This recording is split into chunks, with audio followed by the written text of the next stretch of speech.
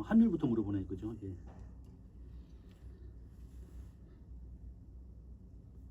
근데 책 쓰신 거 저도 살짝 봤는데 예. 되게 좋더라고요. 저도 아, 주변에 지인들 있으면은 예. 경제 관련해서 그 추천 책 있으면은 예. 저는 진짜 그 교수님 책 추천해 주고 싶더라고요. 아, 예. 나눠주세요, 뭐 친구들에게 전자책 나눠주면 되잖아. 아 근데 전자책은 그거는 예. 그 약간 저작권도 있고 또 예. 그런 문제가 있어서 예. 이렇게 제가 그렇게 하기는 좀 교수님한테 죄송하고요. 아니, 괜찮아요. 아는 사람들 나눠줘도 돼요. 그래서 되게 내용이 너무 좋더라고요. 아, 그래서 주변에 있어요. 많이 추천하겠습니다. 갑자기 환율이 많이 올라가지고 내 말이 맞네, 막 이러더라고 사람들이.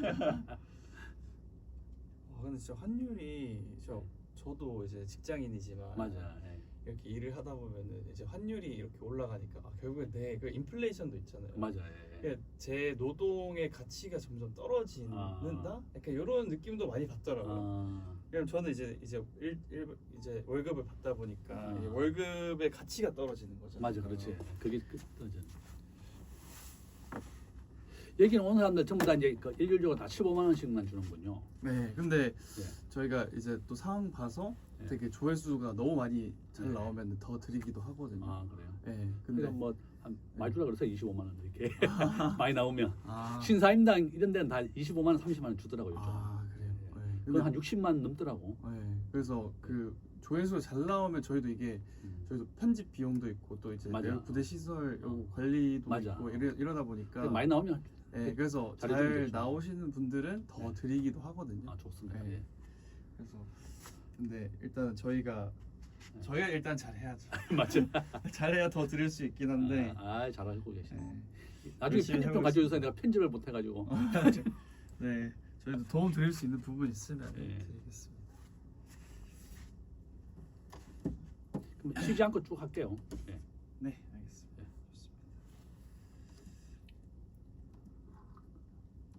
사용하실 자료는 요거 일단 올려놓긴 했거든요. 예, 잘했습니다. 예. 주셨던 거. 이거 보면서 설명하면 더 도움 되죠. 네, 맞습니다. 예.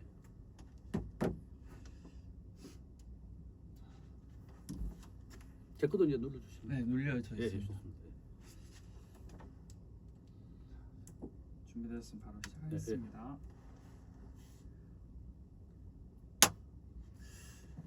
안녕하세요, 김대종 교수님. 저희 경제원탑에 또 한번 출연해 주셔서 너무 감사합니다. 모르시는 분들을 위해서 간단하게 자기소개 부탁드리겠습니다. 예, 안녕하십니까. 세종대학교 경영학과의 김대종 교수입니다. 과거에 이제 현대정권 한 다녔고, 그다음에 한국경제신문사, 국회를 거쳐서 세종대학교 2010년부터 근무하고 있습니다. 만나서 반갑습니다. 네, 너무 감사드립니다. 최근 많은 분들이 걱정하시는 부분이 또 환율인데요. 환율이 1,500원대를 또다시 위협하면서 우리나라 경제를 걱정하시는 분들이 많습니다. 이렇게 환율이 상승하는 이유는 무엇이라고 보시나요? 제가 이제 그 PPT 화면을 보시면 제2 IMF 외환위기 다시 오는가 이렇게 써놨습니다.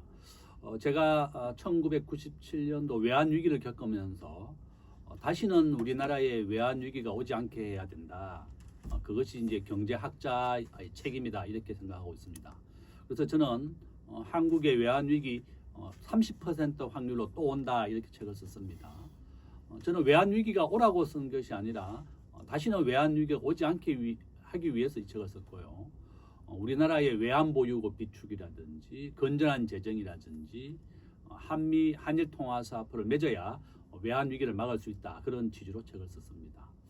97년도 제가 외환위기 당시에 현대정권 이코노미스트, 애널리스트를 하고 있었는데 우리나라 대기업 절반이 무너졌고 종합주가지수가 1000에서 70포인트가 빠졌습니다. 서울의 엄마 아파트 2억이었습니다. 1억 5천, 2억까지 떨어졌었고 IMF 이후에 지금 삼성전자가 14만 원 정도 합니다. 액면 분할을 100원으로 낮췄습니다. 그러니까 지금 한 150배 정도 올랐다 이렇게 보시면 되겠죠. 그러니까 삼성전자가 10만 원에서 3만 원이 됐다가 지금 140만 원이니까 한 130배 정도 올랐고 서울의 엄마 아파트는 2억에서 지금 현재 40억 넘죠. 한 20배 정도 올랐습니다. 다시 한번 IMF가 오면 삼성전자를 사야 된다. 내가 이렇게 그런 농담까지 했을 정도입니다. 저는 우리 대한민국이 지금 현재 환율이 1,470원 또 넘었습니다. 지금 표에서 본인과 마찬가지로 우리나라 국가별 GDP는 세계 13위지만 충격적인 것은 국제 결제에서 우리 원화가 결제되는 비중은 없습니다. 세계 한 35위에서 40위 정도 된다 이렇게 저는 보고 있고 대한민국은 전 세계에서 아무도 받아주지 않습니다. 트럼프 대통령이 우리가 미국에 2천억 달러를 직접 투자하고 마스가를 통해서 1,500억 달러를 투자하니까 한미통화수합을 제발 체결해달라 이랬을 때 거절했습니다. 왜냐하면 대한민국 돈은 그 어디에 가도 받아주지 않는다는 겁니다. 바로 이런 이유 때문에 우리가 원화의 국제금융의 결제율을 올려야 됩니다. 원화가 너무 홀대받고 있다. 저는 그렇게 보고 있습니다. 제조업은 우리가 대한민국의 세계 5위의 강대국이지만 수출액 기준으로 세계 5위지만 이렇게 원화는 세계 한 40위권입니다. 저는 우리나라 대한민국은 트럼프 대통령 미국이 마음만 먹으면 다시 한번 외환 위기 올 수 있습니다. 저는 그것이 가장 큰 걱정이다. 미국의 입장에서 한국이 말을 잘 안 들으면 국가 신용등급 한 2단계만 떨어뜨리면 순식간에 외환 위기 오는 겁니다. 저는 그렇게 보고 있습니다. 지금 국가별 GDP 점유율인데요. 우리 대한민국은 전 세계 GDP 한 2% 정도 차지합니다. 오른쪽에 보시면 시가총액 비중인데요. 미국이 60%를 차지하고 한국은 1.6% 정도 됩니다. 그래서 제가 항상 주식을 투자할 때는 90%는 미국의 1등 주식, 내 자산의 10%는 한국의 1등 주식을 투자해라 이렇게 얘기하고 있습니다. 자, 한번 보시면 저는 이제 매월 한국은행 홈페이지에 들어가서 외환 보유액을 연구합니다. 지금 4,300억 달러입니다. 대한민국이 현재 매달 한국은행 홈페이지에 들어가서 자료를 만듭니다. 제가 그래서 4,300억 달러고 우리나라 전체 외환 보유고의 지금 현재 88%가 미국의 유가증권에 투자되어 있습니다. 3,800억 달러 예치금은 현금입니다. 그 현금이 현재 우리나라 200억 달러만 남은 겁니다. 260억 달러. 그래서 미국에 우리가 매년 200억 달러를 직접 투자하겠다 이렇게 얘기한 겁니다. 현금이 200억 달러밖에 없기 때문에 그런 겁니다. 그 다음에 SDR, 금 이렇게 되어 있습니다. 제일 밑에 한번 보시면 중국은 3조 달러, 일본은 1조 달러, 스위스 1조 달러. 그 다음에 러시아가 7천억 달러죠. 러시아는 1997년도 한국과 똑같이 외환 위기를 겪었습니다. 그래서 러시아는 충분한 외환 보유고를 비축하고 난 다음에 우크라이나 전쟁을 시작했습니다. 그 정도로 달러를 비축하는 것이 외환 위기를 막는 데 가장 중요하다 이렇게 보시면 되겠고 대만 현재 6천억 달러를 가지고 있습니다. 대만은 97년도 외환 위기를 겪지 않았습니다. 바로 충분한 외환 보유고 때문에 그렇습니다. 제일 충격적인 건 이겁니다. 자, 한국은행이 매월 한국의 외환 보유고는 세계 9위이기 때문에 안전하다. 외환 위기 없다 이렇게 얘기하지만 저는 믿지 않습니다. 자, 한국은 GDP 대비 외환 보유고로 보면 전 세계에서 가장 낮은 나라입니다. 23%밖에 없습니다. 대만은 국가 GDP의 77%를 가지고 있습니다. 홍콩, 스위스 100%가 넘습니다. 이렇게 충분한 외환 보유고 때문에 대만은 환율이 안정되어 있습니다. 한국과 똑같이 반도체를 먹고 사는 나라인데 충분한 외환 보유고 때문에 1997년 한국이 외환 위기를 났지만 대만은 나지 않았다는 겁니다. 그래서 충분한 외환 보유고가 가장 중요하다는 거죠. 적정한 외환 보유고에 대한 이론은 이렇게 세 가지가 있습니다. IMF가 제안한 거, 그린스펀과 기도티가 제안한 거, 국제결제은행이 제안한 게 있습니다. 국제결제은행은 이미 20년 전입니다.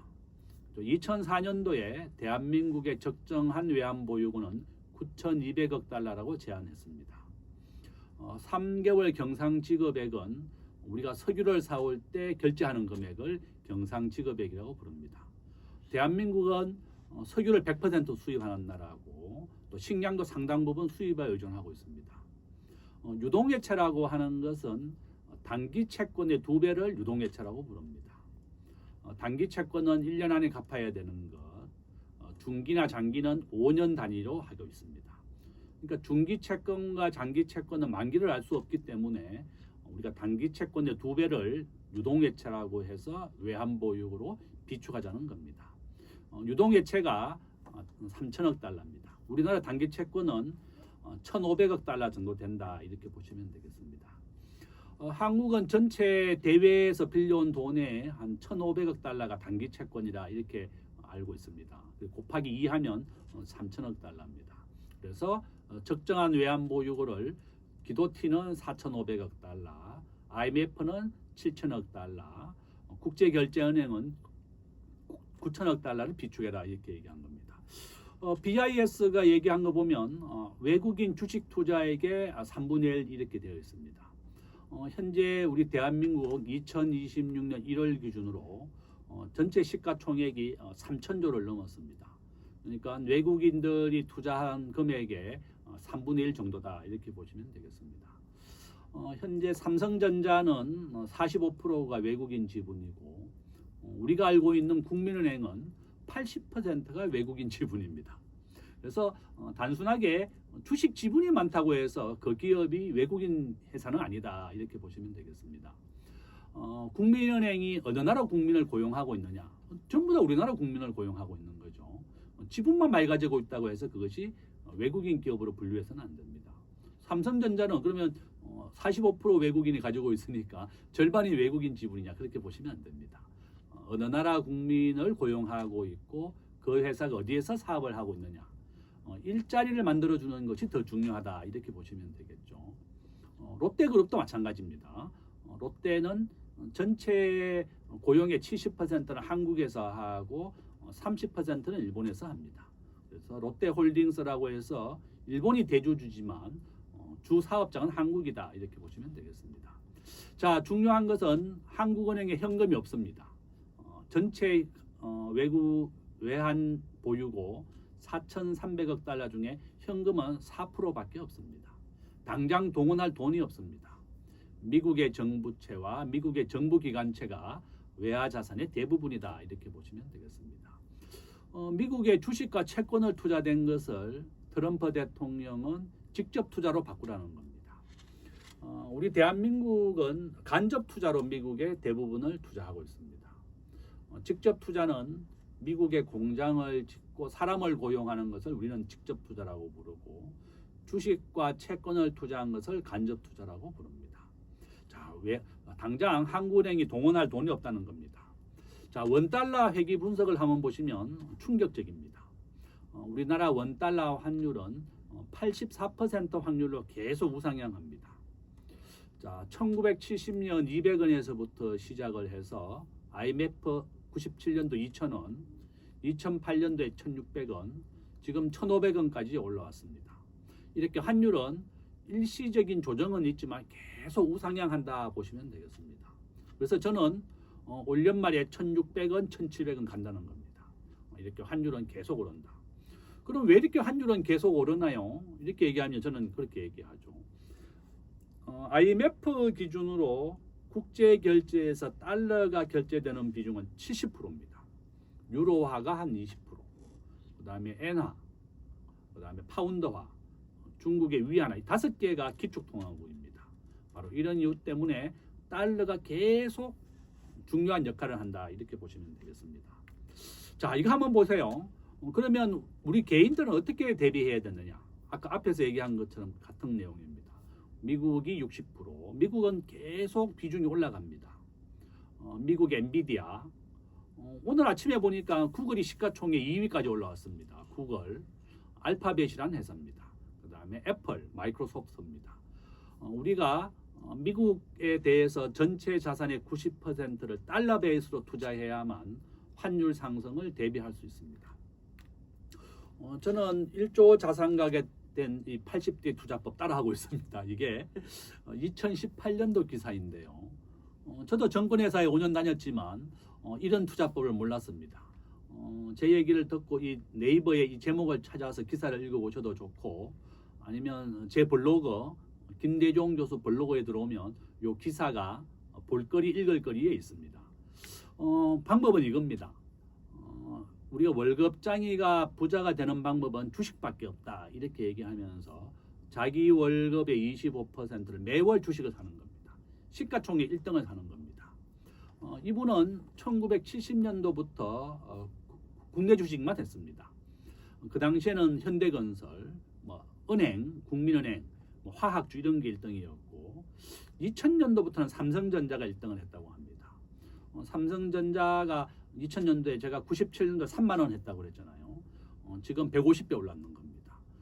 그래서 저는 이제 우리나라가 상장된 기업이 3,000개가 있는데 작년에 60개 부도났습니다. 3,000개 중에서 매년 1%씩 부도난다 이렇게 보시면 되겠습니다. 그래서 아무 주식이나 절대 하지 마시고 그냥 삼성전자 사시면 됩니다. 이 방송을 보는 20대, 30대, 40대, 50대 그냥 월급 받으면 4분의 1은 무조건 1등 주식을 산다. 미국의 1등 주식, 한국의 1등 주식을 산다. 제일 좋은 방법입니다. 요거 만든 지는 제가 한 일주일 됐는데 한번 보세요. 엔비디아가 현재 5조 달러, 그 다음에 7천조가 되겠고, 애플, 마이크로소프트, 아마존인데, 불과 일주일 만에 알파벳이라는 회사가 오늘 이제 2등까지 올라왔습니다. 엔비디아, 애플, 구글 순입니다. 보시면 알파벳 A와 C가 바로 구글이라는 회사입니다. 알파벳 A는 지주회사, 알파벳 C는 구글의 사업회사입니다. 쿠팡 INC가 지주회사고 쿠팡이라는 회사가 한국의 사업회사다 이렇게 보시면 되겠습니다. 그래서 저는 제일 좋은 방법이 미국의 시가총액 1등이 엔비디아입니다. 월급 받으면 25% 중에 90%는 엔비디아, 10%는 삼성전자를 사라. 삼성전자 637조죠. 오늘 현재 보니까 한 800조 넘었더라고요. 순식간에 한 15% 올랐습니다. 딴 거보다 그냥 1등 주식 사는 게 제일 안전하고 좋다. 저는 1등 주식 사기 전도사입니다. 그렇게 보시면 되겠습니다. 결론은 환율은 앞으로 84% 확률로 계속 오른다. 한국의 외환보 요구가 부족하고 미국의 통화 스와프를 거절했고 오늘 이재명 대통령이 일본 총리를 만나러 갔습니다. 제가 오늘 아침 연합뉴스 TV에 한일 통화 스와프라도 체결해달라고 부탁을 해라 이렇게 방송하고 왔습니다. 김대중 교수 네이버에 치면 연합뉴스 기사 나옵니다. 한일 통화 스와프가 700억 달러가 있었는데 현재 100억 달러만 남아 있습니다. 저는 일본과 미국은 마음만 먹으면 우리나라를 부도낼 수 있다. 단기 채권만 팔아 나가면 부도나는 겁니다. 한국이 미국 말 잘 안 들으면 국가 신용 등급 2단계만 떨어뜨리면 부도나는 겁니다. 저는 이렇게 우리가 대비해야 된다. 그죠? 그래서 제가 일전에 뭐 만난 사람들 중에 내 유튜브도 보고 뭐 다른 유튜브를 보고 자기는 우리나라 50% 이상 부도날 것 같습니다. 막 이러는 거예요. 그래서 저는 깜짝 놀랐고 많은 국민들이 걱정을 하고 있습니다. 제가 외환위기 예측 모델에 관련된 논문이 이제 원래 나옵니다. 세계 탑저널에 우리 교수들 수학과 통계학과 교수들하고 논문을 썼는데 지금 현재 외환위기 예측 모델 아르헨티나가 10번째 국가가 파산했습니다. 외환위기는 절대 남의 얘기가 아니다. 원화가 세계 40위권이기 때문에 그렇다 이렇게 보고 있고 우리 대한민국의 국가부채율 올해 2026년도에 52%입니다. 그런데 정부가 지급하는 군인연금, 공무원연금, 공기업 부채를 포함하면 현재 우리나라 국가부채율 130% 정도로 추정됩니다. 그러니까 외환위기는 남의 얘기가 아니고 우리의 얘기다 이렇게 볼 수가 있고 순수한 국채만 가지고 대한민국의 국가부채율 2029년도에 60%에 도달합니다. 그러니까 IMF는 국가부채율이 60%를 넘으면 위험국가로 분류되는데 우리 대한민국이 거기에 포함되는 겁니다. 올해 우리나라 예산 8.1% 증가했습니다. 728조입니다. 물가는 2% 올랐는데 국가 예산은 8%를 올린 겁니다. 돈을 워낙 많이 풀었기 때문에 물가가 크게 오르고 있고 환율이 오르는 겁니다. 이렇게 복합되어 있다. 그래서 저는 환율은 앞으로 1,600원까지 오를 것이다.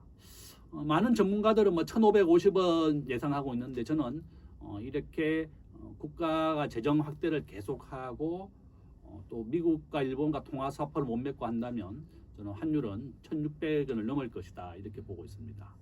정리하게 되면 개인은 미국 주식을 사시고 또 내가 또 딴 방법을 하고 싶다면 그냥 순금을 사라. 금은 76% 확률로 계속 우상향입니다. 그래서 금을 사는 것도 좋다. 그죠? 뭐 달러를 가지고 있으면 안 되냐 나한테 물어보는데 달러만 가지고 있는 것보다 그러면 미국 S&P 지수를 사라. S&P 지수나 나스닥 지수는 매년 30% 정도 상승합니다. 그럼 달러를 현금으로 가지고 있으면 이자가 붙지 않습니다. 그래서 그냥 S&P 지수 사는 거 아주 좋은 방법이다. 미국의 주가 지수를 따라간다 이렇게 보시면 되겠고 주가 지수가 매년 미국은 20%에서 30% 정도 매년 상승합니다. 그죠? 무조건 평균이 그렇다는 겁니다. 그래서 법인 자금으로 S&P 지수 산 사람을 만났더니 한 100% 올랐다 이렇게 얘기하는 거예요. 그래서 개인들은 1등 주식, 법인이나 회사 또는 S&P 지수를 사는 것이 환율 상승에 제일 좋은 대비법이다 이렇게 말씀을 드립니다. 그래서 이렇게 뭐 환율이 1,600원, 1,700원까지도 간다라고 갈 수 있다라고 말씀 주셨는데 이렇게 국민의 불안함이 날로 커지는 시점에서 우리나라 중앙은행인 한국은행의 환율 대응 능력은 어떻게 보시나요? 저는 굉장히 불만이 많습니다. 1997년도 외환위기가 날 때도 한국은 외환위기 안 갑니다 이렇게 얘기했는데 이틀 뒤에 임창열 기재부 장관이 IMF 가입을 선언했습니다. 그러니까 저는 한국은행에 대한 불만이 많습니다. 제가 국회에서 10년간 일을 하다가 학교로 왔습니다. 당시에 국회에 있을 때도 왜 한국은행이 외환보유고 비축을 하지 않느냐 이렇게 물어봤더니 우리가 외환보유고를 비축하기 위해서는 외국한 평형 채권, 달러를 가져오기 위한 국내 채권을 발행해야 됩니다. 그러면 채권 이자에 대한 이자 연 3%가 매년 이자로 나가야 됩니다. 국가 예산에서 지급하는 겁니다. 바로 이런 이유 때문에 국회의원들 지적을 막 한다는 거예요. 왜 외환보유고를 많이 비축해서 이자를 내느냐. 이번에 이제 또 그런 얘기 하더라고요. 한국은행이나 뭐 일부 전문가들은 한국의 외환보유고가 충분하다, 적정하다. 경제학자들 절반은 지금 적정하다고 생각하고 있습니다. 참 기가 막히는 겁니다. 그러니까 항상 이제 우리가 주식에 거래되는 것도 정보와 생각의 차이입니다. 누군가는 삼성전자가 좋다고 생각해서 사는 거고 누군가는 안 좋다고 생각해서 파는 겁니다. 누군가는 외환보유가 부족하다고 생각하고 저는 부족하다고 생각하고 누군가는 많다고 생각하는 겁니다. 그래서 논쟁이 되는 거죠. 저는 그러면 환율이 왜 오르느냐. 대만은 전 세계에서 가장 환율이 안정된 나라입니다. 본인들은 1948년도 중일전쟁, 국공합작을 경험했기 때문에 그 어떤 나라도 믿지 않고 충분한 외환보유고로 환율 안정에 대비합니다. 그래서 국가 GDP의 80%를 비축하는 건데 우리 대한민국은 97년도 외환위기를 겪고도 아직까지 외환보유고가 GDP의 20%밖에 안 되는 겁니다. 저는 이것이 제일 큰 불만이다. 국회의원들도 뭐 환율이라든지 뭐 이렇게 전문 지식이 없겠죠 나만큼은. 그러면서도 뭐 왜 이렇게 외환보유고를 많이 비축해서 이자를 많이 내느냐 이런 얘기를 했다는 겁니다. 그러니까 한국은행도 그런 지적을 안 받으려고 그냥 4,300억 달러 이 정도만 항상 비축하고 있습니다. 지난 20년간 거의 뭐 20%대만 보유하고 있습니다. GDP 대비. 그래서 저는 이번 기회에 우리가 한 9천억 달러까지 비축하자. 나라가 부도나는 것보다는 이자 지급하는 게 훨씬 싸게 치는 겁니다. 저는 그렇게 전망하고 있습니다.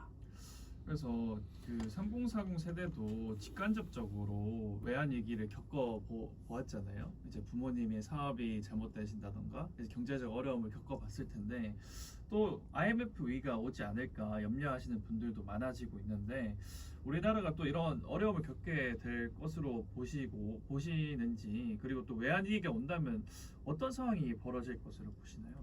그래서 결론은 우리나라 대기업의 절반이 무너졌습니다. 97년도에 기아그룹이 무너져서 현대자동차 합병이 됐고 대우그룹이 무너졌습니다. 그 당시에 현대, 삼성, 대우 국내 3대 기업이었는데 대우가 무너졌습니다. 대우건설부터 해서 대우조선, 대우건설 50개가 넘는 기업이 다 파산을 해버렸습니다. 대우전자도 있었고 대우자동차 외환 위기는 잊혀진 과거가 아니라 다시 반복된다는 겁니다. 대기업의 절반이 무너지고 은행의 절반이 무너집니다. 우리 은행은 5개 은행이 합쳐진 겁니다. 평화은행, 그다음에 여러분이 알고 있는 한일은행, 상업은행 이런 은행이 합쳐진 게 우리 은행입니다. 외환은행이 파산해서 하나은행과 합병이 됐습니다. 기업을 상대로 대출을 해줬던 장기신용은행이 파산을 해서 국민은행이 합병을 한 거고, 조흥은행, 한국에서 제일 오래된 은행인데 파산을 해서 신한은행과 합병이 됐습니다. 이와 같이 모든 은행의 절반이 무너진다 이렇게 보시면 되겠습니다.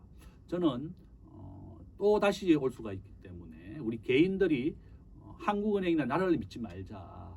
내 자산의 90%는 달러 베이스로 꼭 투자를 해놔야 되고, 제일 좋은 방법은 말씀드린 엔비디아, 애플, 구글 이런 우량한 주식에 분산 투자하든지, 아니면 1등 주식, 그냥 엔비디아가 1등 됐으니까 다시 이제 구글 알파벳이 1등이 되면 투자금을 다 바꾸는 겁니다. 굉장히 수수료가 아깝지만 그래도 1등 주식을 사야 되는 이유는 그 회사가 전 세계 1등 주식이 된 이유가 있을 겁니다. 재무 구조가 튼튼하고 돈을 벌어오는 겁니다. 알파벳이라는 회사가 구글이라는 회사고 유튜브를 하고 있는 회사입니다. 지금 TV에 보는 사람보다 유튜브를 보는 사람이 더 많습니다. 우리 대한민국 국민 보통 하루에 2시간 정도 유튜브를 본다 그래요. 그 정도로 유튜브의 시대다. 저는 그렇게 보고 있습니다.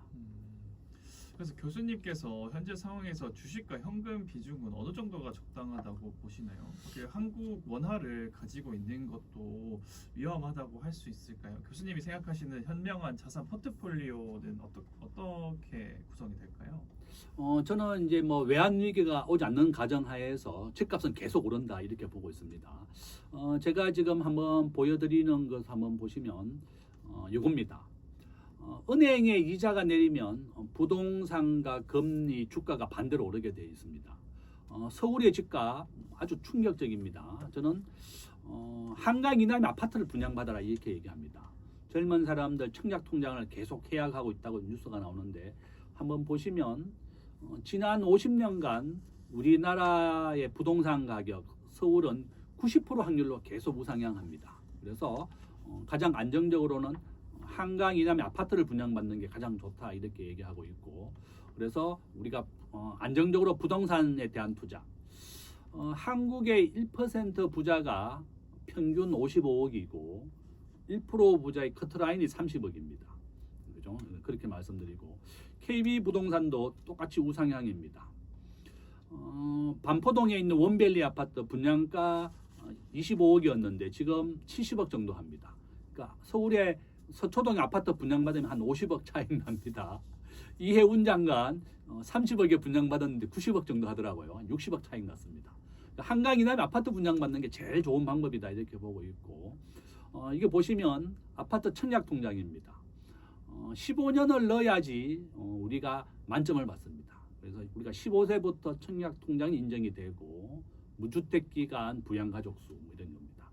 자, 서울의 아파트 평균 대금은 14억입니다. 저는 정부가 아파트 공급을 늘리겠다고 했지만 집이라고 하는 것은 짓는데 한 15년 정도 걸립니다. 보통 10년에서 15년 정도 걸리는데 26년, 27년, 28년 부동산이 크게 오를 것이라고 저는 보고 있습니다. 조금 전에 보신 것처럼 문재인 대통령 때 집값이 100% 올랐고 노무현 대통령 때 70% 올랐고 이재명 대통령 때 똑같이 많이 오를 것 같아요. 왜냐하면 문재인 대통령 때와 똑같이 수요 억제 정책, 지금 25억 이상 아파트에 대해서는 2억만 대출해 줍니다. 집을 못 사게 하는 정책입니다. 대출을 안 해주니까.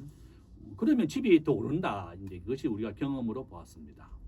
자, 26년도에 우리나라의 아파트 입주 12,000세대, 내년에는 9,000세대, 28년도에는 8,000세대로 급격하게 공급이 줄어듭니다. 그래서 서울의 집값은 오릅니다. 자, 자가 보유율 서울과 수도권은 55%밖에 안 됩니다. 그래서 저는 서울에 집이 있거나 아니면 전세를 살거나 월세를 살거나 보증금은 원화로 되어 있습니다. 그래서 주식에 대한 투자금은 가급적이면 90% 이상은 미국을 하라. 60대 1.5이기 때문에 95%를 사는 것이 이제 제일 좋은 비율이지만 좀 복잡하니까 그냥 1등 주식만 사든지 미국 주식, 한국 주식은 사지 말고 그것도 좋은 방법이다. 오늘 만났던 이제 주식 한 30년 하신 선배를 만났더니 자기는 한국 주식 아예 안 하고 100% 미국 주식만 한대요. 본인은 뭐 테슬라, 팔란티어, 뭐 엔비디아 이런 주식 산다고 하는데 뭐 그런 방법도 좋고 그냥 시가총액 1등 엔비디아 뭐 이런 것도 좋은 방법입니다. 지금 보면 서울의 서초구가 가장 비싸고 도봉구가 가장 쌉니다. 7배 정도 차이 납니다. 그래서 결론은 우리 젊은 사람들이 저도 막 어떻게 하면 부자가 될까 굉장히 연구를 많이 했고 재테크 책도 한 100권 읽었고 책도 한 20권 썼습니다. 작년에 5권 책을 썼는데 부자 트렌드라는 책을 썼습니다. 부자가 되는 방법. 한국의 1% 부자 되는 방법은 아파트를 분양받아라. 서초동, 강남구, 송파구, 강동구, 하남, 그 다음에 3호선, 5호선 종점, 오급동, 거여, 마천, 하남 다 있습니다. 한강 이북보다는 한강 이남의 아파트를 분양받는 것이 제일 빨리 부자가 된다. 저는 그렇게 얘기하고 있고, 그 다음에 이제 부동산에 대한 투자, 그 다음에 현금을 가지고 있으면 월급의 4분의 1은 1등 주식을 사라. 헷갈린다면 그냥 미국의 1등 주식 사시면 됩니다. 이것이 가장 좋은 투자법이다. 이렇게 말씀을 드립니다. 지난 외환 위기도 우리나라 사람들은 똘똘 뭉쳐가지고 어려움을 이겨냈는데요. 우리나라는 이러한 어려움이 또 온다면 극복할 수 있다고 보시나요? 저는 뭐 지금은 우리가 제조업은 세계 5위, GDP는 세계 13위의 강대국입니다. 그렇지만 또다시 외환위기가 온다면 그때보다 더 큽니다. 우리 대한민국의 국가 GDP가 1.8조 달러 정도 됩니다. 어제 뉴스로 우리가 대만의 1인당 GDP 역전됐습니다. 대만은 4만 달러, 한국은 1.3만 6천 달러. 대한민국이 이렇게 이번에 이제 법인세를 올렸죠. 36%로. 전 세계에서 반대로 가고 있습니다. 우리가 가장 큰 우려가 된다. 저는 그렇게 보고 있고요.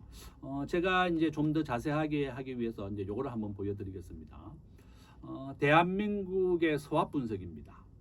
우리나라의 약점을 한번 보시면 우리나라 법인세 26%, 소득세 45%, 상속세 60%. 금년 3월부터 노란봉 투법이 시행되고 또 강력한 노조. 우리 대한민국이 전 세계에서 노조가 가장 강력합니다. 한국노총, 민주노총. 전체 근로자의 10%만 노조에 가입되어 있는 나라입니다. 그러니까 근로자가 한 2천만 명 정도 되는데 한국노총 100만 명, 민주노총 150만 명 정도 된다 그래요. 그래서 강력한 노조 때문에 외국인들이 한국에 투자를 꺼리는 겁니다. 외국인들이 한국에 투자하러 들어오는 것을 우리가 FDI라고 부릅니다. 우리나라가 외국에 나가는 것보다 우리가 외국인들 투자 들어오는 것보다 나가는 게 2배에서 5배 많습니다. 그래서 20대 우리 젊은이들이 대학생 취업률이 45%라는 겁니다. 절반도 취업을 못한다. 저는 그렇게 보고 있고 이와 같이 우리 대한민국이 굉장히 약점이 많은 나라입니다. 그렇지만 기회는 또 있고 또 위험 요소는 저는 외환위기나 금융위기라고 써놨습니다. 한미와 한일 통화 수합 둘 다 없다는 걸 써놨죠. 그래서 저는 다시 한번 외환위기가 온다면 우리나라가 이런 약점이라든지 이런 위험 요소 때문에 굉장히 위험하다. 97년도보다 더 참혹하게 될 것이다. 그래서 우리가 달러 베이스로 무조건 자산을 비축을 해놔야 된다. 이렇게 말씀을 드립니다. 좋습니다. 1부, 2부 질문이 여기서 다 나온 것 같아요. 그래서 이제 3부부터 이제 대한민국 경제 진단, 이제 뭐 대한민국 이제 피크 쳤나 이런 거랑 4부는 이제 부동산 불패 잠깐 앞에 다뤄주셨는데 3부는 이렇게 하도록 하겠습니다. 그럼 이제 3부 이어서 가겠습니다. 그 한국의 진짜 나라빚이 4,632조 원이라고 하는데요. 이는 공공부문 부채 1,738조 원에 1,738조 원에 공기업과 연금 부채까지 포함한 수치라고 합니다. 우리나라 국가 부채는 어느 정도면 심각한 상황이라고 할 수 있을까요? 저는 이제 요약일을 한번 보시면 올해 우리나라 경제 성장률 한 2% 정도 예상되고 있고 이재명 정부가 이제 올해 국가 예산을 728조 8% 증가를 했습니다. 작년에 우리나라 추경을 40조 원 했습니다. 전 세계에서 가장 돈을 많이 풀은 나라가 우리나라입니다. 그러니까 원화를 많이 풀었으니까 우리 원화가 약세가 되고 환율이 오르는 거다. 우리가 이제 환율 인상 이제 우리가 한국의 평가절하 이렇게 같은 말입니다. 달러 대비 원화의 가치가 떨어졌다. 그게 이제 평가절하입니다. 그러니까 평가절하라는 말을 쓰고 환율 인상이라는 말을 쓰는데 똑같은 말이다 이렇게 보시면 되겠고 원화를 많이 풀었으니까 원화가 가치가 떨어지는 겁니다. 우리가 돈이 이제 시중에 많이 풀리잖아요. 그러면 사람들은 전부 다 물건을 사려고 합니다. 그러면 물가가 오르는 겁니다. 이것을 우리는 인플레이션이라고 부릅니다. 그래서 우리 경제학자들은 시중에 돈이 많이 풀리면 물가가 오른다. 시중에 있는 돈을 좀 줄여야만 물가가 잡힌다 이렇게 얘기하고 있습니다. 그것을 우리가 금융정책이라고 부릅니다. 정부가 하는 정책은 딱 두 가지밖에 없습니다. 재정정책, 국가가 예산으로서 재정을 집행하는 걸 재정정책, 또 통화정책, 한국은행이 기준금리를 조절해서 시중에 돈을 조절하는 겁니다. 지금 현재 우리나라 기준금리 2.5%입니다. 제가 거기에 PPT 한번 보시면 우리나라가 돈을 많이 풀었기 때문에 이런 외환위기 우려도 있는 겁니다. 아르헨티나는 10번째 국가가 파산했고요. 파키스탄, 베네수엘라, 스리랑카 10개 나라가 현재 외환위기를 겪고 있습니다. 지금 터키도 리라화가 약 폭락을 했죠. 한 5배. 이란도 마찬가지입니다. 이란도 지금 시위를 많이 벌이고 있는데 물가부터 해가지고 가치가 떨어진 겁니다. 이란의 가치가 워낙 떨어지다 보니까 이렇게 난리가 났습니다. 자, 보면 그렇고 우리나라 미국에 대해서 2천억 달러를 현금 투자하기로 했습니다. 이제 한국의 현금이 달러가 부족해질 수밖에 없다 이렇게 보시면 되겠고 한국이 외환보유고 자체가 4천억 달러밖에 안 되는데 2천억 달러를 현금 투자하고 마스가를 통해서 3,500억 달러를 투자하면 얼마죠? 3,500억 달러를 직접 투자하게 됩니다. 그 한국이 가지고 있는 외환보유고의 85%를 미국에 다 갖다 투자를 하게 됐다 이렇게 보시면 되겠습니다. 한국은 매년 1,000조를 수출하고 900조를 수입하고 100조씩 무역 흑자가 나는 나라입니다. 요약 2에 보면 원달러 환율은 84% 확률로 우상향, 서울의 집값은 89% 확률로 우상향, 금값은 76%입니다. 저는 외환위기 가능성 30%라고 써놨는데 바로 국가부채율 때문에 그렇습니다. IMF는 국가부채가 60%를 넘어서게 되면 위험 국가로 분류하는데 바로 2029년입니다. 자, 한국은 무역 의존도가 75%로 세계에서 두 번째로 높습니다. 그렇죠? 한번 보시면 프랑스가 113%의 국가부채율이고 우리 한국은 130%입니다. 자, 그래서 저는 이런 국가부채가 높지만 우리 스스로는 각자 도생이다. 스스로가 대비해야 되기 때문에 달러 베이스로 1등 주식을 사라. 거기 보면 S&P 주가 지수로 내가 대비하라고 써놨습니다. 이렇게 말씀을 드립니다. 또 그것뿐만 아니라 우리나라 가계부채는 GDP의 90%라고 하는데 가계는 2천조 원이라는 어마어마한 빚을 지고 있다고 하는데요. 이렇게 높은 가계부채율이 우리나라 경제의 뇌관이라는 말도 나오고 있는데 교수님께서는 이 상황을 어떻게 보고 계시나요? 가계부채율은 높지만 실질적으로 우리나라의 가계부채는 집 담보의 절반입니다. 한 50%입니다. 지금 생애 최초로 집을 사거나 LTV가 우리나라는 40%거든요. 그러니까 실질적으로 일본에 비해서 우리가 가계부채가 높고 이런 얘기를 하지만 가계부채에 대해서는 저는 집값의 절반 정도만 대출입니다. 우리나라 은행 아무나한테나 신용 대출 해주지 않습니다. 무조건 자기가 가진 부동산에 대해서 절반 정도만 대출해 줍니다. 롯데그룹은 123층 그걸 5조로 평가받아서 4조를 대출받았습니다. 상업용 건물이라든지 건물에 대해서는 80%를 대출해 줍니다.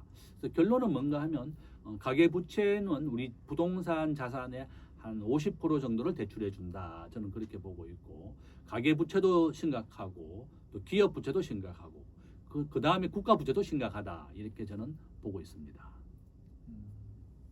그리고 우리나라 1인당 GDP가 3년 만에 뒷걸음 쳤다고 하는데요. 코리아, 우리나라의 경제 성장은 끝났다는 의견도 나오고 있는데 교수님 어떻게 전망하시나요? 저는 한번 보십시오. 우리 대한민국의 경제 성장률이 앞으로 매년 2%입니다. 26년 2%, 다 2%밖에 안 됩니다.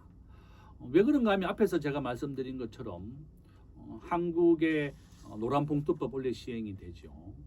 우리 대학생 취업률 45%입니다. 20대가 취업을 못하는 게 여러분 잘못이 아니라 국가와 국회 잘못이다. 저는 그렇게 봅니다.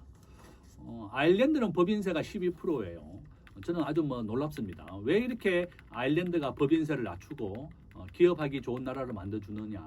저는 아주 굉장히 놀라고 있는데요. 이와 같이 전 세계가 기업하기 좋은 나라를 만들어주는데 역점을 두고 있습니다. 제가 이제 한번 보여드리고 싶은 게 전 세계의 법인세 추세입니다. 지금 한번 보시면 이겁니다. 한번 보세요. 아일랜드가 전 세계에서 법인세를 12%로 낮춰서 아일랜드는 전체 국민의 20%가 다국적 기업에 근무합니다. 한국은 지방세를 포함하면 27%, 미국은 현재 21%입니다. 트럼프 대통령 법인세를 15%까지 낮추겠다.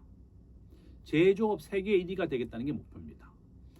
싱가포르는 여기 없는데 싱가포르는 법인세가 17%입니다. 주식과 관련된 세금이 하나도 없습니다. 정권 거래세만 받습니다. 그러니까 한국의 부자들이 천억대 자산가가 싱가포르로 가는 겁니다. 상속세가 없습니다. 캐나다도 상속세가 없습니다. 20개 나라가 상속세가 없습니다. 그러니까 우리나라에서 천억을 가져나가면 국외 반출세 26% 떼고 60% 세금 안 내는 겁니다.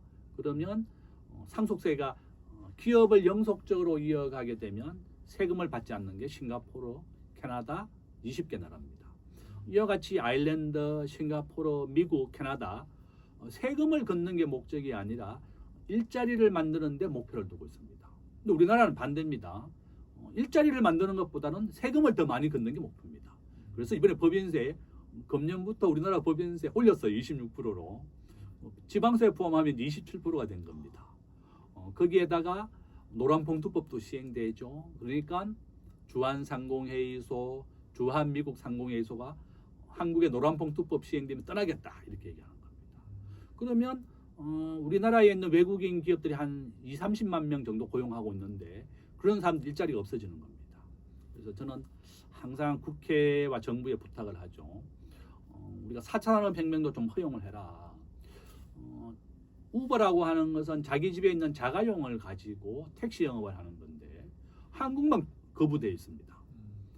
호주는 우버를 허용하고 우버가 벌어들인 돈의 10%가 택시에 기부가 되어서 택시도 발전하고 우버도 발전합니다. 근데 한국은 1800년도 우리 개화기 때 전 세계가 과학 기술을 받아들이고 혁신하고 있을 때 우리는 쇄국 정치를 했습니다.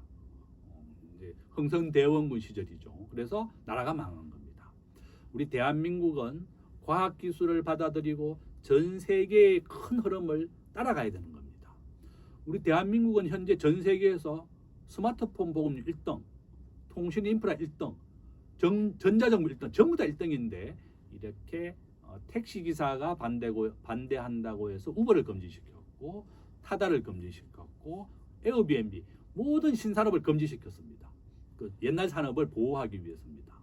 지금 택시 요금 2배 올랐습니다. 저는 이제 외국에 출장을 가게 되면 우버만 탑니다. 한국의 카카오와 똑같습니다. 어디 간다 말도 하지 않습니다. 타고 내리기만 하면 카드로 자동 결제가 되는 겁니다. 바로 이것이 우버다. 그래서 저는 국회와 정부가 우버는 허용해도 한 30만 개 이상 일자리가 생길 거라고 봅니다. 정말 빨리 우리 대한민국은 이런 4차 산업혁명을 허용해야 됩니다. 정부가 이렇게 모든 신산업을 금지하고 하다 보니까 한국의 경제 성장률이 2%로 낮아진 겁니다. 정말 우리가 4차 산업혁명을 허용하고 혁신을 해야 된다. 이렇게 부탁을 드립니다. 작년 한 해 한국을 말씀하신 것처럼 그 부자들이 한국을 떠나고 있다고 하는데 작년 한 해 한국을 떠나는 부자들이 2,400명 정도 될 거라는 전망이 있었는데 이는 무려 20조 원이 넘는 부를 가지고 해외로 넘어가는 상황이라고 하는데요. 이토록 부자들이 한국을 떠나는 이유가 무엇이라고 볼 수 있을까요? 제가 이제 앞에서 말씀드린 것처럼 바로 상속세 때문에 그렇습니다. 전 세계에서 우리나라 상속세가 가장 높은 나라입니다. 지금 보시고 있는 나라 아일랜드가 법인세가 50%에서 12%로 낮췄고 1인당 국민소득 현재 11만 달러를 넘었습니다. 우리가 3만 6천 달러죠. 아일랜드는 자기를 지배했던 영국보다 더 부자가 됐습니다. 우리 한국도 일본보다 더 부자가 됐어요. 1인당 국민소득은 우리가 3만 6천 달러, 일본은 3만 5천 달러입니다. 일본은 무역 의존도가 25%밖에 안 돼요. 우리하고 완전히 반대입니다. 한국은 무역 의존도가 75%, 일본은 무역 의존도 28%입니다. 일본은 1억 3천만 명 되는 내수 경제 중심입니다. 그래서 저는 우리 대한민국이 훨씬 일본보다 잘 살 것이다 이렇게 보고 있습니다. 잘 사는 것이 최대의 복수다 이런 말이 있습니다. 아일랜드는 영국보다 더 부자가 되어서 복수를 하고 있고 우리 한국도 일본보다 더 잘 살아서 부자가 돼야 되겠고 우리가 사촌보다 더 잘 살아야 된다. 내 친구나 나와 경쟁자보다 더 잘 살아야 되는 겁니다. 잘 사는 것이 가장 좋다 이렇게 보고 있습니다. 보시면 한국과 영토의 크기가 똑같아요. 아일랜드가요. 아일랜드는 인구가 500만 명 정도밖에 안 됩니다. 과거에 영국이 아일랜드를 지배하기 위해서 해양 봉쇄를 했습니다. 식량 수입을 금지시켜 버렸습니다. 굶어 죽으라고. 그래서 아일랜드 인구의 3분의 1이 굶어 죽었어요. 그 정도로 치열한 전쟁을 벌였고 우리가 과거에 IRA 영국과 아일랜드 독립 전쟁을 벌였었죠. 수백 년간이었습니다. 드디어 이제 아일랜드가 독립이 됐는데 결론은 뭔가 하면 정말 우리 대한민국이 정말 발전하고 더 잘 살아야 되겠다. 저는 우리가 일본보다 더 부자가 될 것이라고 보고 있고 여러 가지 이렇게 또 말씀을 드리고 국회가 정말 기업하기 좋은 나라 상속세 60%는 말도 안 됩니다. 전 세계 상속세 평균은 15%입니다. 전 세계 법인세 평균은 21%입니다. 대한민국이 저는 좀 국회가 제발 좀 입법 좀 하지 마라. 저도 국회 한 10년 정도 근무했는데요. 국회의원들 우수한 국회의원은 법을 많이 만들면 우수한 국회의원으로 상을 줍니다. 근데 국회가 만드는 법의 95%는 다 규제법입니다.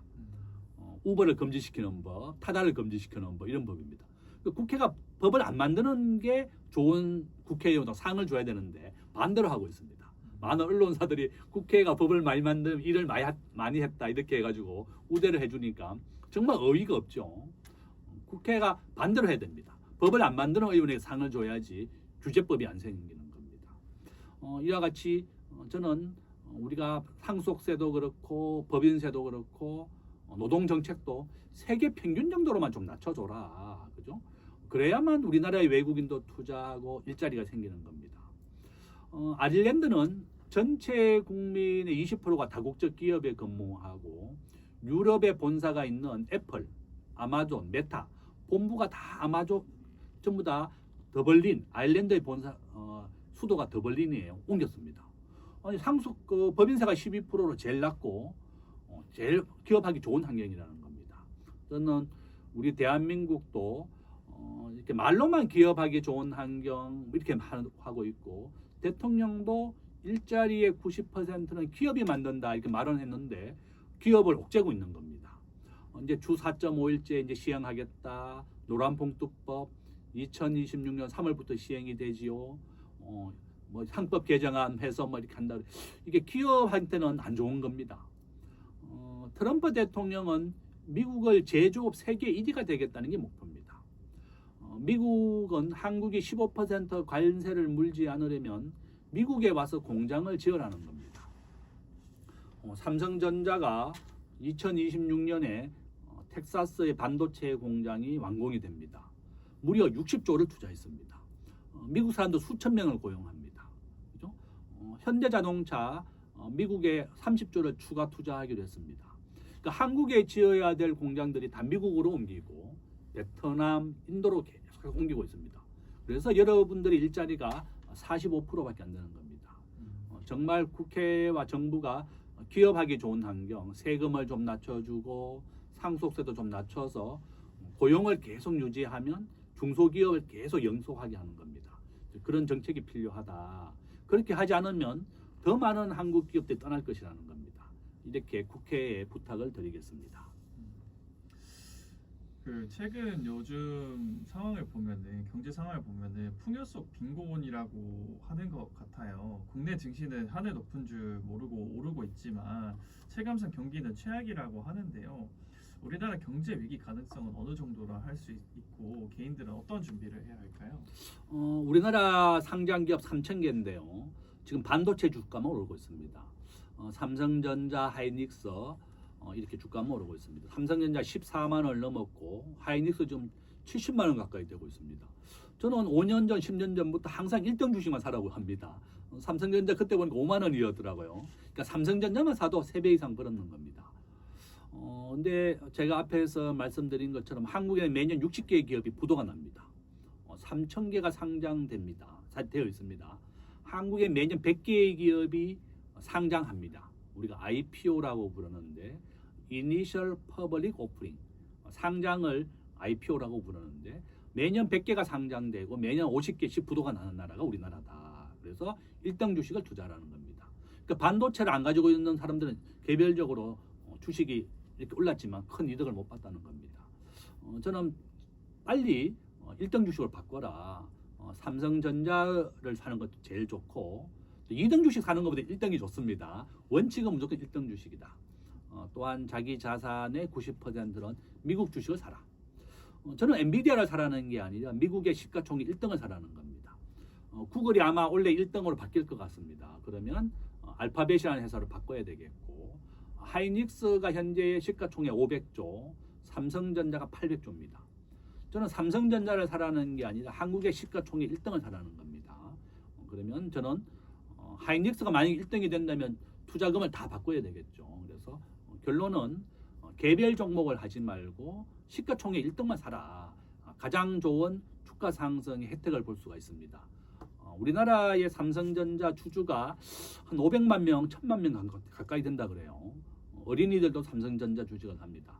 그래서 결론은 주식을 통해서 너무 큰 돈 벌 욕심을 하지 마세요.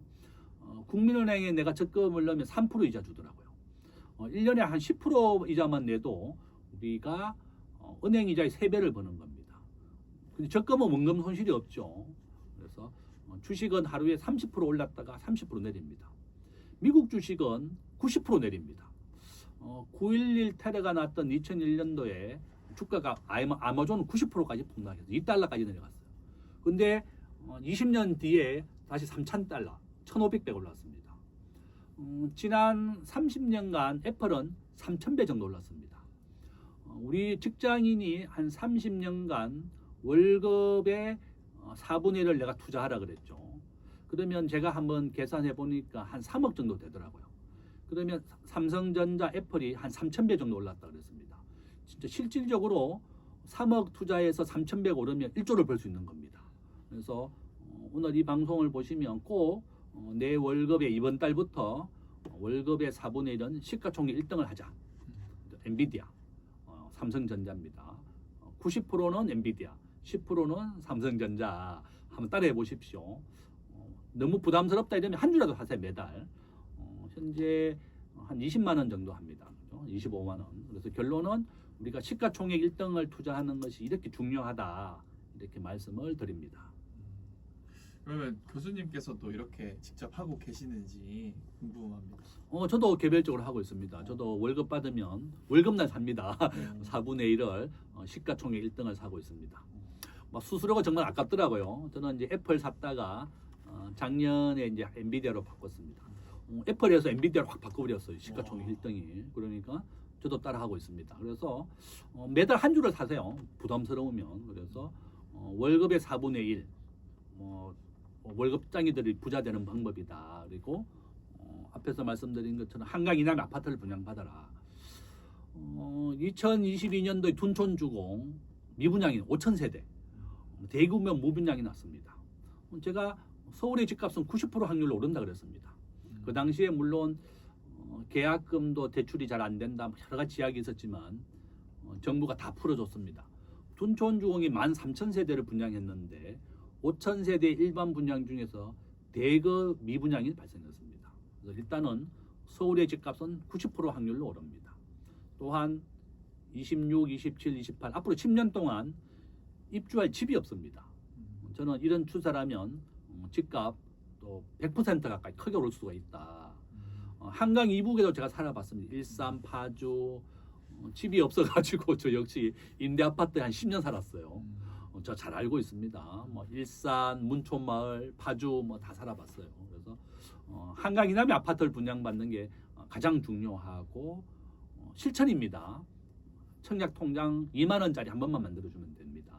우리 자녀나 본인을 만들어서 청약을 계속 하시라. 그렇죠? 일단 1등 주식을 사라. 이렇게 부탁을 드립니다. 그래서 이게 4부로 다시 들어가면은 이제 부동산 얘기거든요.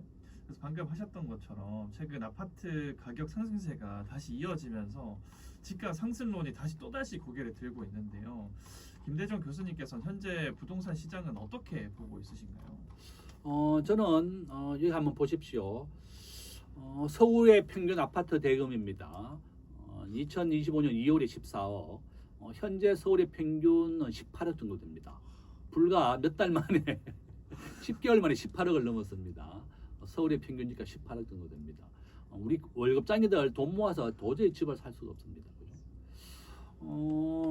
2025년 12월 달에 잠실의 로얄 아파트, 그 다음에 서초동의 레미안 아파트, 퍼스티지 다 분양했습니다. 이해훈 예산처 장관 후보 레미안 아파트 50평 분양받았더라고요. 한 35억 정도 되는데 지금 90억입니다. 당첨과 동시에 60억 차익이 났습니다. 그래서 저 예산처 장관이 재산이 170억 되는 거 보고 그게 이제 공시지가니까 실질적으로는 200억 넘겠죠, 그죠? 그래서 한강 이남의 아파트를 분양받는 게 제일 빠르다. 그래서 저는 앞에서 말씀드린 것처럼 아파트를 분양받아야 되겠고, 두 번째는 정부가 지금 대출을 안 해주어서 집을 못 사게 하는 정책을 하고 있습니다. 우리가 돈이 없는 20대, 30대는 제일 작은 거 하면 됩니다. 잠실에 보면 10평짜리도 있고 18평짜리도 있고 있습니다. 둔촌주공도 2023년도 분양할 때 18평짜리 6억에 분양했습니다.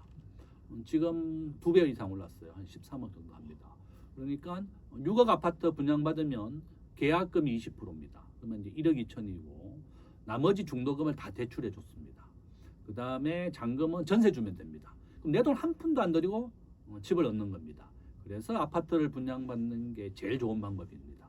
근데 지금 정부는 15억까지 아파트는 6억만 대출해 주게 되어 있습니다. 과거에는 집값의 80%를 대출해 줬어요. 계약금 20%만 내면 다 됐습니다. 그러니까 저는 지금 아파트 한강 이남의 아파트를 가급적이면 청약을 하고 돈이 없으면 제일 작은 거 해라. 그렇죠? 또 만약에 제일 작은 거 하더라도 만약에 막 10억이다 이러면 2억을 계약금을 넣어야 됩니다. 그렇죠? 어쨌든 막 주변에 좀 빌려봐라. 그렇죠?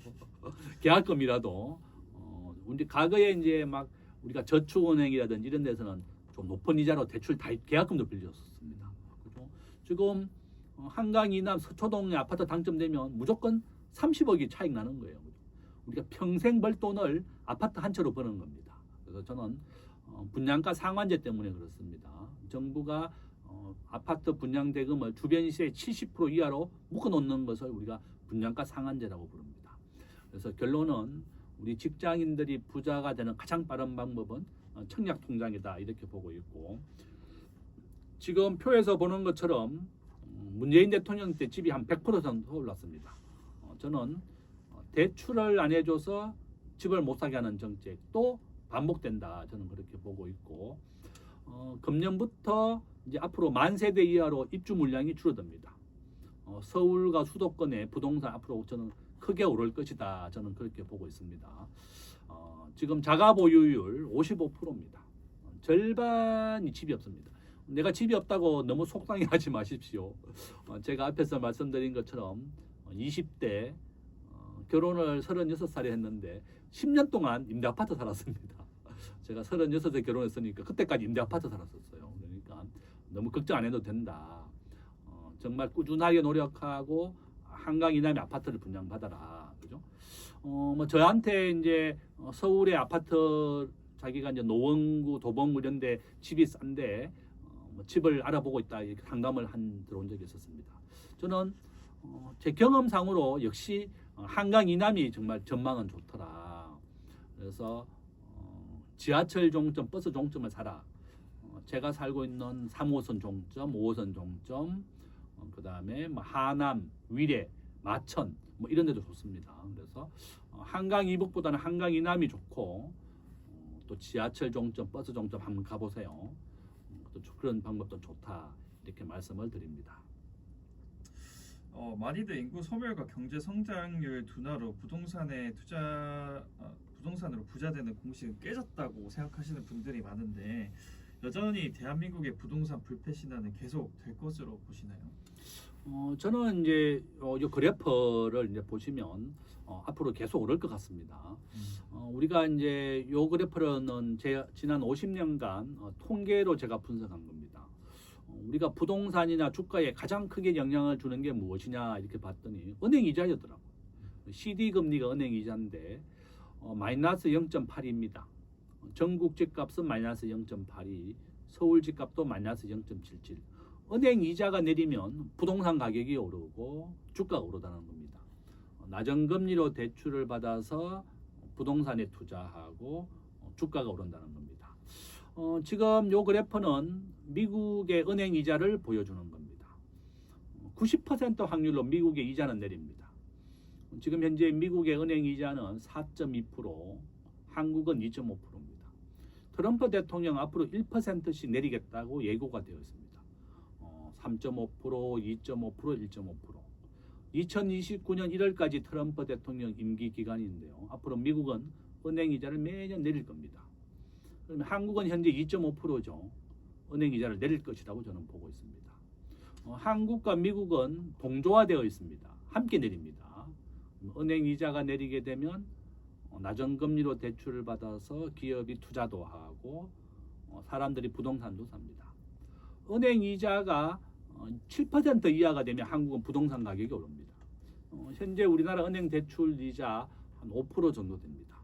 그러면 당연히 부동산 가격이 오른다는 것을 보여주고 있다 이렇게 보고 있고 서울의 부동산 가격 이렇게 90% 확률로 오릅니다. 가장 큰 이유가 혼자 사는 사람이 현재 42% 단독 세대주. 그다음에 한국의 평균 연령 90세. 세 번째 한국에는 매년 외국인이 30만 명씩 들어옵니다. 현재 우리나라에 살고 있는 외국인은 275만 명입니다. 바로 이런 이유 때문에 서울 수도권은 집이 부족하다. 저는 이런 추세라면 정말 크게 오를 것이다. 문재인 대통령 때 100% 올랐잖아요.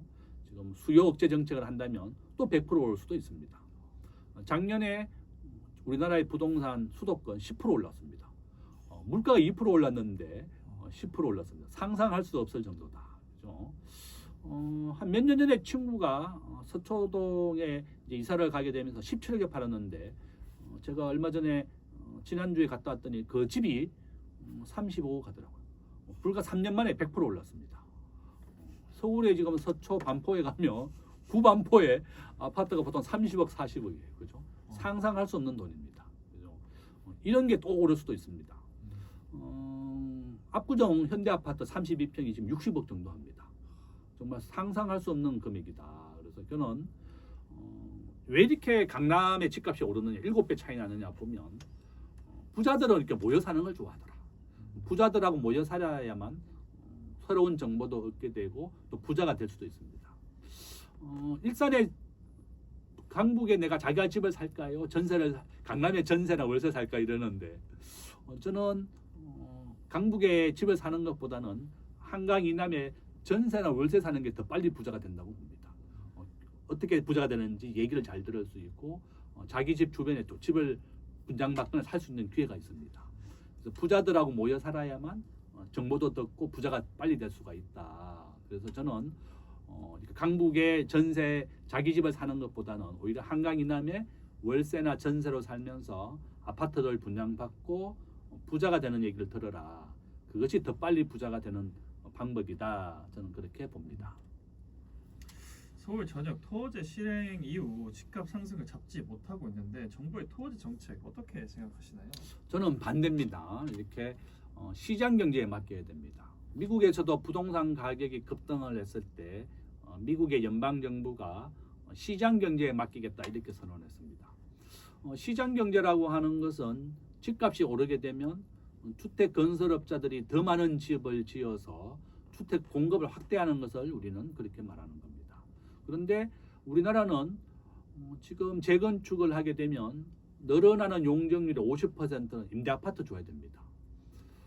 제가 있는 올림픽 아파트 만 세대 정도 되는데요. 재건축 동의율 70% 됐습니다. 그런데 용적률이 만약에 50% 늘어나잖아요. 늘어나는 용적률 50% 임대 아파트를 줘야 되는 겁니다. 지금 임대 아파트 없어요. 재개발은 전체 면적의 15%를 임대 아파트 줘야 됩니다. 이제 그런 게 문제다. 이게 규제입니다. 규제를 확대하는 겁니다. 저는 그런 것보다는 시장 경제에 맡겨서 건설업자들이 더 많은 집을 짓게 하는 것이 집값을 안정시킬 것이다. 이명박 대통령 때 한번 보시면 집값이 아주 크게 안정이 됐습니다. 한번 본인이 이제 현대건설 회장 출신이었죠. 막 서울의 그린벨트에서 집을 다 지어버렸습니다. 서초동, 강남 이런 데다가 수서 엄청나게 개발했습니다. 서울 전체 면적의 15%만 현재 주거를 하고 있습니다. 우리가 국토의 70%는 그린벨트입니다. 산입니다. 우리나라는. 그래서 저는 우리가 환경을 보호하는 것도 중요하지만 집값을 안정시키기 위해서는 공급을 늘려라. 아마 정부가 이제 공급을 늘리겠다고 발표를 하고 있는데 착공이 5년 뒤입니다. 야, 그러니까 집을 짓는 데는 평균 10년에서 15년 걸린다. 서울의 엄마 아파트 불과 얼마 전에 제가 갔을 때 17억이었는데 지금 40억이에요. 근데 이제 엄마 아파트 이주가 2030년입니다. 5년 뒤에 입주하는 거예요. 그러면 착공하는 거 하면 한 15년 뒤에 입주할 겁니다. 그 정도로 우리가 경제학에서 이렇게 아파트는 공급 탄력성이 낮다 이렇게 얘기합니다. 집을 짓는데 15년 걸린다는 것입니다. 10년, 15년이 평균이다. 그래서 집을 빨리 공급을 하려고 해도 공급을 할 수 없는 겁니다. 정부가 꾸준하게 주택을 공급해야 됩니다. 과거에 그 김현미 국토부 장관이 아파트가 빵이라면 밤새워 굽을게요 이런 얘기했습니다. 너무 웃었습니다. 아파트는 짓는데 15년 걸리는 집입니다. 아주 특수한 재화다. 우리가 맹큐 경제학 책에 보면 미국이나 한국이나 부동산은 공급하는데 시간이 많이 걸린다 이렇게 얘기합니다. 빌라는 평균 6개월, 아파트는 평균 10년 정도 걸린다. 이렇게 보시면 되겠고 바로 이런 이유 때문에 집은 당분간 90% 확률로 오른다. 이렇게 보시면 되겠습니다. 이렇게 집값이 오르면서 지금이라도 내 집을 마련해야 할까 고민하시는 분들이 되게 많을 것 같아요. 여건이 된다면 지금이라도 내 집 마련하는 것이 맞을까요? 집값 상승을 노리려면 어떤 지역에 내 집 마련하는 게 현명할 수 있을까요? 저는 서초, 강남, 송파, 강동구, 그다음에 하남, 위례, 제가 살고 있는 오금동, 거여, 마천역, 지하철 종점, 버스 종점, 작은 아파트라도 하는 것도 좋은 대안입니다. 제일 좋은 것은 아파트 당첨이죠. 자기가 청약 가점이 된다면 청약을 하고 또 절반은 추첨입니다. 그러니까 계속 청약을 하는 게 좋겠고 또한 당장 뭐 집이 오르니까 사야 된다 싶으면 자기가 돈 되는 범위 내에서 한강 이남을 분양을 받든지 사십시오. 빌라 주택도 좋다. 아파트가 이제 재개발이 될 수도 있습니다. 그래서 두 가지 방법이다. 청약을 꾸준하게 하시고 또 지하철 종점, 버스 종점에 집을 알아봐라. 제가 살고 있는 오금동에 지금 현재 지하철이 이제 확정이 됐습니다. 그러니까 오금역이 종점이니까 이제 위례까지 가밀까지 다 연장이 되거든요. 아마 지하철은 5년 뒤에 10년 뒤에 들어올 겁니다. 그러면 이미 집값에는 반영이 되어 있지만 계속 오른다. 그래서 저는 그 한강 이남이고 또 지하철 종점에 제일 작은 집이라도 사는 것도 좋은 방법이다. 이렇게 말씀을 드립니다. 그래서 웬만한 월급으로는 내 집 마련은 꿈도 못 꾼다는 못 꾼다고 흔히들 말을 하는데 너무 높은 집값에 좌절을 느끼시는 분들도 많은 것 같아요. 이런 분들을 위해서 한마디 부탁드려도 될까요? 뭐 너무 좌절하지 마십시오. 저도 이제 36살에 늦게 결혼을 했었고 또 임대 아파트에 10년 정도 살면서 꾸준하게 아파트 분양을 했습니다. 그래서 본인 또 부모님 청약 통장을 다 가입해 주시고 꾸준하게 청약을 하시면 됩니다. 저는 과거에 1000대 1도 한번 당첨이 된 적이 있었는데요. 내가 1000번을 넣겠다 이런 각오로 살았습니다. 요즘 반포나 잠실 너일 보니까 한 300대 1, 500대 1입니다.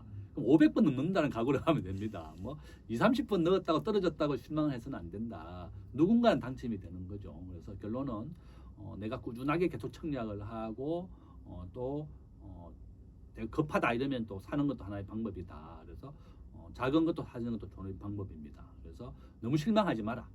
시간이 좀 걸리더라도 따라갈 수 있습니다. 미국의 시가총액 엔비디아는 지난 5년간 한 30배, 50배 정도 올랐습니다.